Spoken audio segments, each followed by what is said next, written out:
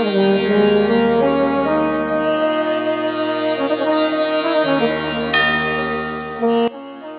Friends, जय माता दी। कैसे हैं आप सब दोस्तों? महाशिवरात्रि का पर्व है, निकलेगी प्यारे शिव की बारात। लगा दो जयकारा उठाकर दोनों हाथ, ओम नमः पार्वती पते, हर हर महादेव शंभो। शिव तू ही मेरा पूरक है, मुझ में समाया इस बेदर्दी सी दुनिया में, तू ही सुंदर तू ही सत्य है। ओम महाकाल महाकाल महाकाल जगतपते, महाकाल महायोगिन महाकाल नमोस्तुते। अद्भुत रात्रि है, महाशिवरात्रि है, अद्भुत संयोगों में आगमन हो रहा है। शिव पार्वती के मिलन का सुअवसर है। शिव पार्वती जो एक दूसरे के पूरक हैं, एक दूसरे में समाये हुए हैं, साथ ही असंगत भी।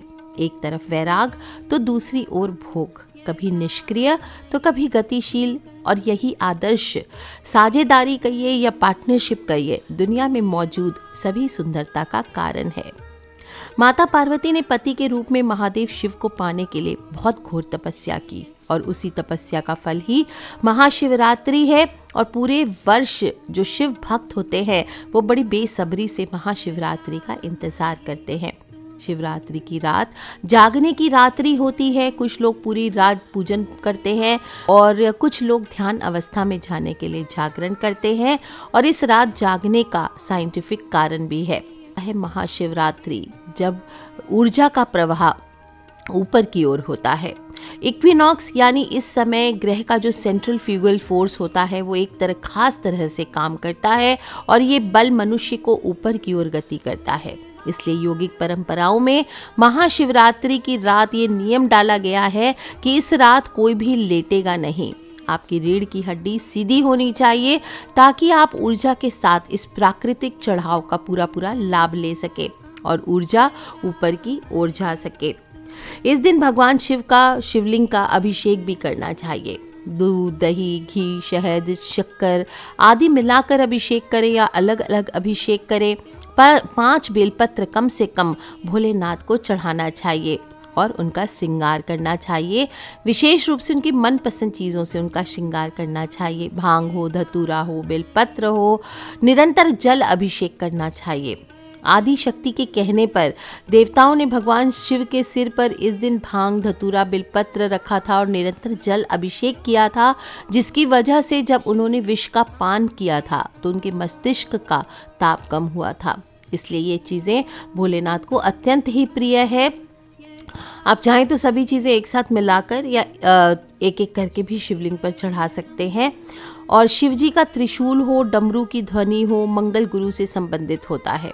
चंद्रमा उनके मस्तक पर विराजमान होकर अपनी कांति से अनंत आकाश में जटाधारी महामृत्युंजय को प्रसन्न रखता है। बुध आदि ग्रह समभाव में सहायक बनते हैं, और इसीलिए कहते हैं कि इस दिन आप शिवरात्रि पर शिव पूजा करते हैं तो आपके नवग्रह शांत होते हैं।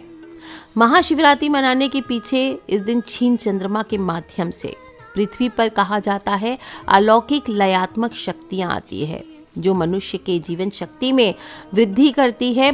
और यद्यपि चतुर्दशी का चंद्रमा क्षीण रहता है, लेकिन शिव स्वरूप महामृत्युंजय दिव्य पुंज महाकाल आसुरी शक्तियों का इस रात्रि में नाश करते हैं। इसलिए जिन लोगों को भी मारक या अनिष्ट की आशंका हो, इस दिन महामृत्युंजय शिव की आराधना आपको ज़रूर करनी चाहिए। ये ज़बरदस्त फलदायिनी होती है। और इस बार 2022 में 1 मार्च को शिवरात्रि सुबह 3:16 से शुरू होकर यानी मध्य रात्रि को शुरू होगी, और बुधवार को 2 मार्च को सुबह 10 बजे तक रहने वाली है।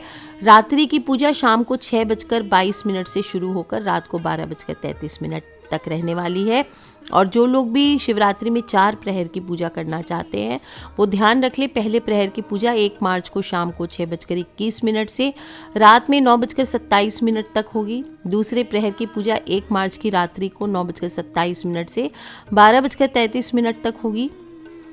तीसरे प्रहर की पूजा 1 मार्च की रात्रि को 12:33 से सुबह 3:39 तक होगी, और चौथे प्रहर की पूजा 2 मार्च को सुबह 3:39 से लेकर सुबह 6:45 तक होगी। जो लोग भी व्रत का पारण करेंगे वो 2 मार्च के दिन बुधवार को सुबह 6:46 पे करेंगे। और दोस्तों, हम हमेशा सभी देवी देवताओं को प्रसन्न करने के लिए विभिन्न प्रकार के भोग लगाते हैं, विभिन्न प्रकार की सामग्री इकट्ठी करते हैं, अपने अपने तरीके पूजा आराधना के नियम के अनुसार उनका पूजन करते हैं। इसी तरह से हम जब भोलेनाथ की पूजा करते हैं तो हमें उनके प्रसन्नता वाली चीज़ें उनको अर्पित करनी चाहिए ताकि भगवान शिव जल्दी प्रसन्न हो। और कुछ ऐसी चीज़ें हैं जो उनको नहीं चढ़ाना चाहिए, क्योंकि भोलेनाथ जितनी आसानी से प्रसन्न होते हैं उतनी आसानी से क्रोधित भी हो जाते हैं। उन्हें बहुत तेज क्रोध आ जाता है और भगवान शिव का रौद्र रूप जो होता है फिर वो काफ़ी भयभीत करने वाला रहता है। इसलिए ऐसी चीज़ों का उपयोग ना करें शिव पूजा के दौरान जो उनको ना प्रसन्न हो। कुछ बातों का विशेष ध्यान रखें, जैसे भगवान शिव को मैंने बताया भांग, धतूरा, भस्म, चंदन ये पसंद है, लेकिन शिव जी की पूजा में कुछ चीज़ें जो वर्जित है उसमें सबसे पहले आता है केतकी का फूल। शिवलिंग पर कभी भी केतकी का फूल ना चढ़ाएं। हालांकि सफ़ेद पुष्प उनको बहुत प्रसन्न होता है, लेकिन केवड़े का फूल ये नहीं चढ़ाया जाता। इसके पीछे एक छोटी सी बड़ी खूबसूरत सी कथा आती है कि एक बार ब्रह्मा जी और विष्णु जी में विवाद छिड़ गया था, दोनों में श्रेष्ठ कौन है। और ब्रह्मा जी रचयिता होने के कारण, सृष्टि के रचयिता होने के कारण अपने आप को श्रेष्ठ होने का दावा करने लगे, और विष्णु भगवान पूरी सृष्टि के पालनकर्ता के रूप में अपने आप को सर्वश्रेष्ठ कहने लगे। दोनों में विवाद हो गया। तभी वहाँ एक विशाल शिवलिंग प्रकट हुआ और आकाशवाणी हुई कि इसका छोर पता करके आओ। दोनों देवताओं में ये सहमति हुई और निश्चय किया कि दोनों में से इस लिंग के छोर का पहले जो पता लगाएगा वही सर्वश्रेष्ठ माना जाएगा। अतः दोनों देवताओं ने शिवलिंग की विपरीत दिशा में शिवलिंग के छोर को ढूंढने निकल गए। काफ़ी समय निकल गया लेकिन किसी को भी छोर नहीं मिला, तो विष्णु भगवान हार कर लौटे और उसके बाद ब्रह्मा जी। लेकिन ब्रह्मा जी ने लौटने के बाद विष्णु भगवान से कहा कि वो शिवलिंग का छोर तक पहुंच गए थे। ब्रह्मा जी ने झूठ बोला और साथ ही साथ केतकी के फूल को इस बात का साक्षी रखा कि हाँ, वे शिवलिंग का छोर ढूंढने में सफल हुए। ब्रह्मा जी के असत्य कहने पर भोलेनाथ प्रकट हुए और ब्रह्मा जी का एक सिर काट दिया और केतकी के फूल को श्राप दिया कि मेरी पूजा में केतकी के फूलों का इस्तेमाल नहीं होगा। और इसी श्राप की वजह से आज तक केतकी का फूल, हालांकि महाशिवरात्रि के दौरान बहुत ह्यूज मात्रा में मार्केट में मिलता है, लेकिन आपको नहीं चढ़ाना है ये फूल, ध्यान रखना है।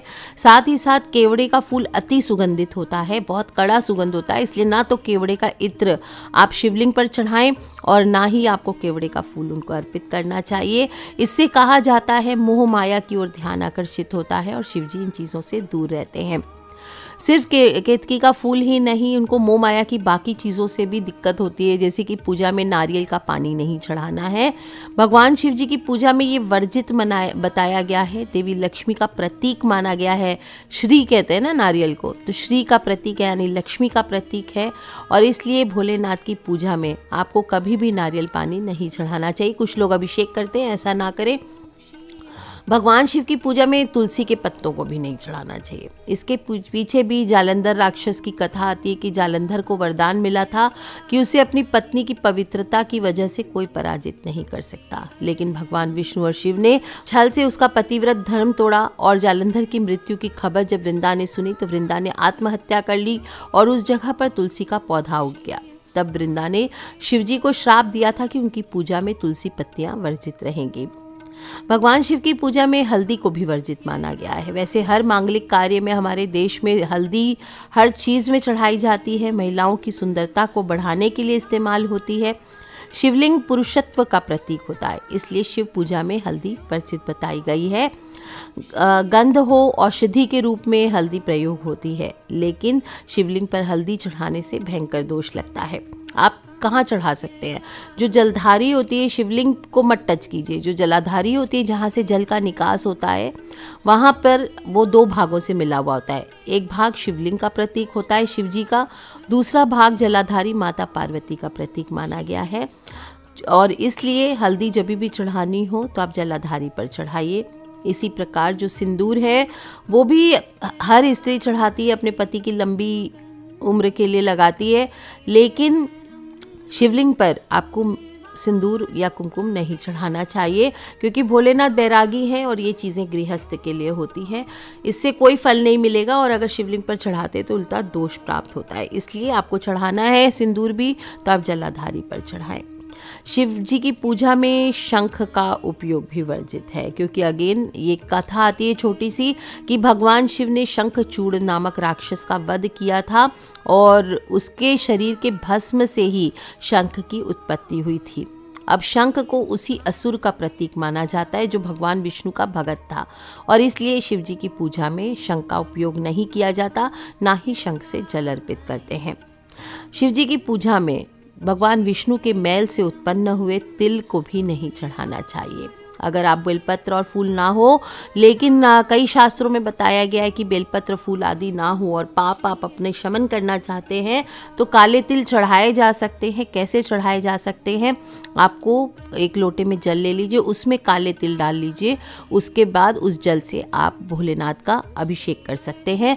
और अगर कुंडली में शनि दोष युक्त है और शनि पीड़ा दे रहे हैं तो भी आप शिवलिंग पर काले तिल के जल से अभिषेक करें, ये अलाउड होता है। शिवलिंग पर बेलपत्र सभी चढ़ाते हैं। ध्यान रखना चाहिए बेलपत्र कैसा हो, ऐसा नहीं कि कटा फटा गंदा। बेलपत्र पुराना नहीं होता, बासी नहीं होता। कोई का चढ़ाया हुआ भी बेलपत्र हो तो आप उसे जल से धो के साफ से पहुँच के दोबारा राम राम लिख के वापस चढ़ा सकते हैं। लेकिन आपको बेलपत्र चढ़ाते वक्त 2-3 बातें ध्यान रखनी है। एक तो आपको कटे फटे नहीं चढ़ाने हैं, दूसरा 1 या 2 पत्ती वाले बेलपत्र आपको नहीं चढ़ाते हैं। कम से कम 3 पत्तियों वाले बेलपत्र हो वो आपको चढ़ाने चाहिए। और जब भी बेलपत्र चढ़ाते हैं तो जो चिकना भाग होता है, ऊपर वाला भाग, वो शिवलिंग की तरफ होना चाहिए, यानी उल्टा करके बेलपत्र को चढ़ाया जाता है। इस बात का ध्यान रखें।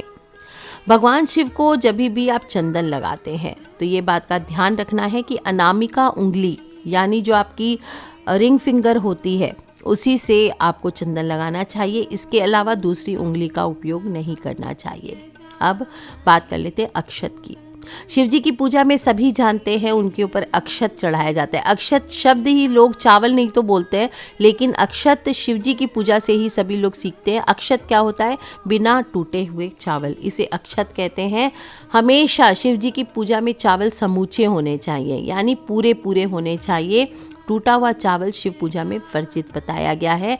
ये चढ़ाने से, भले आप 5 ही दाने चढ़ाइए, लेकिन आपको टूटे हुए चावल चढ़ाने से फलों की प्राप्ति नहीं होती है। इसे देव अन्न कहा गया है।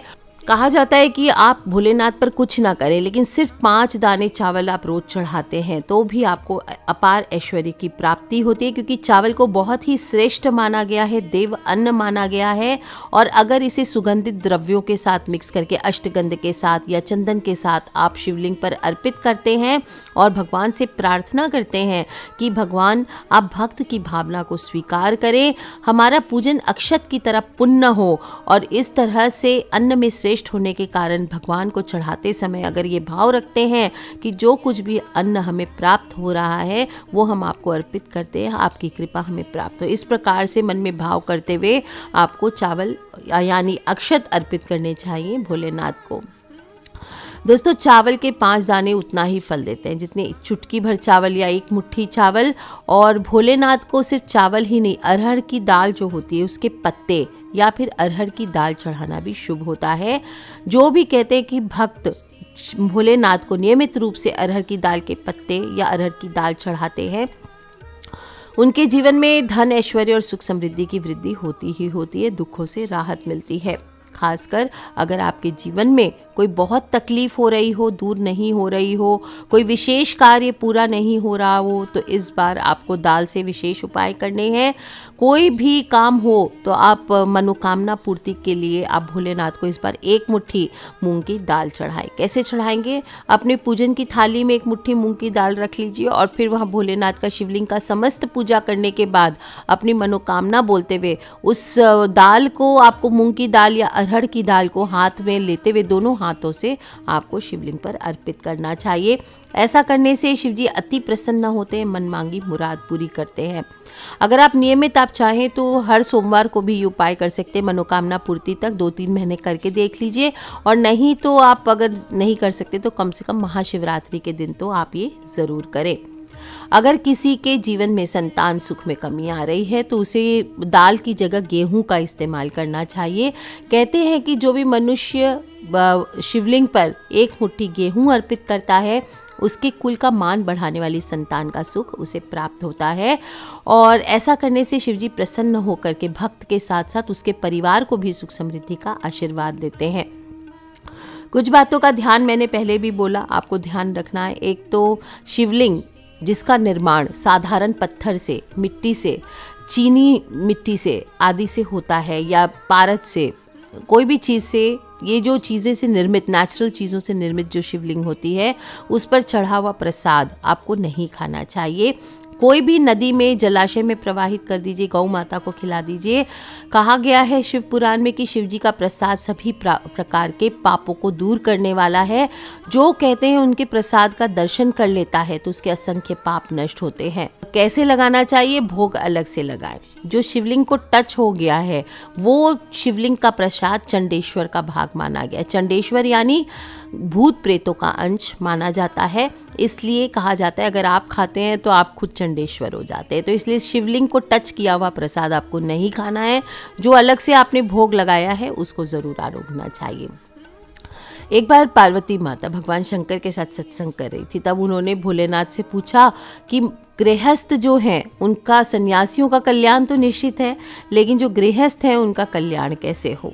तब भोलेनाथ ने कहा, ऐसे गृहस्थ पर सभी देवता, ऋषि, महर्षि प्रसन्न कर रहते हैं जो सच बोलता है, सभी प्राणियों पर दया करता है, अपने मन और इंद्रियों पर संयम रहता है, सामर्थ्य के अनुसार सेवा परोपकार करता है, अपने माता पिता बुजुर्गों की सेवा करता है, अतिथियों की सेवा को तत्पर रहता है, क्षमाशील रहता है, शील और सदाचार से संपन्न रहता है, धर्म पूर्वक धर्म का उपार्जन करता है, जो पराई स्त्री को वासना की नज़र से नहीं देखता, जो किसी की निंदा, चुगली आदि नहीं करता, जो सबके प्रति मैत्री या दया का भाव रखता है, जो सौम्य वाणी बोलता है, दूसरों की संपत्ति हड़पने का भाव नहीं रखता, ब्राह्मण हो, मंदिर हो, इनकी चीज़ें नहीं चुराता है। गलत तरीके से ये चीज़ें हथियाना पाप माना गया है।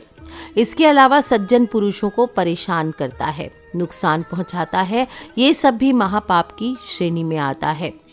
भगवान शिव ने माता पार्वती को आगे बतलाया कि मनुष्य को जीवन में सदा शुभ कर्म करने चाहिए, क्योंकि शुभ कर्मों से ही प्रारब्ध बनता है, जैसा कर्म करोगे वैसा भरोगे। इस बात का ध्यान रखें, प्रारब्ध अत्यंत बलवान होता है और उसी के अनुसार जीव भोग करता है। प्राणी भले प्रमाद में पड़कर सो जाए, लेकिन उसका प्रारब्ध सदैव जागता रहता है। इसलिए ध्यान रखें, सत्कर्म करते रहें और महाशिवरात्रि का पूर्ण अवसर है, भोलेनाथ का अभिषेक ज़रूर करें। बाकी बताती रहूँगी आपको और भी उपाय आने वाले वीडियोज़ में। जो भी मैंने बताया है बहुत छोटी छोटी बातें बताई है, सुनने में शायद ज़्यादा ना लगे, लेकिन बेसिक चीज़ें हैं, इन्हें खुद भी ध्यान करके रख ले, कहीं लिख लें और फिर अपने फ्रेंड्स, फैमिली, मम्मी पापा, भाई बहन, बच्चे, जो लोग भी लगता है शिव भक्त हैं, महाशिवरात्रि का त्यौहार बहुत ही ज़ोर से मनाते हैं, उन सभी से ये छोटी छोटी बातें ज़रूर शेयर किया करें, क्योंकि हमें नहीं पता कौन सी वीडियो कब किसकी लाइफ बदल दे। साथ ही साथ ये भी ध्यान रखें कि गलतियां जो पूर्ण पूजा का फल नहीं देती, ऐसी मिस्टेक्स हमें नहीं करनी चाहिए। और ध्यान की रात्रि है, सभी को इस बार रात्रि जागरण करना है। 2 साल 3 साल से हम लगातार एक साथ करते हैं रात्रि जागरण, इस बार भी करेंगे दोस्तों। और खिलखिलाते रहे, मुस्कुराते रहे, सब्सक्राइब करके रखें ताकि आने वाले वीडियो से आप और मैं कनेक्टेड रह सकें। Love you all friends, take care, जय माता दी। आप सभी को महाशिवरात्रि की हार्दिक हार्दिक शुभकामनाएं।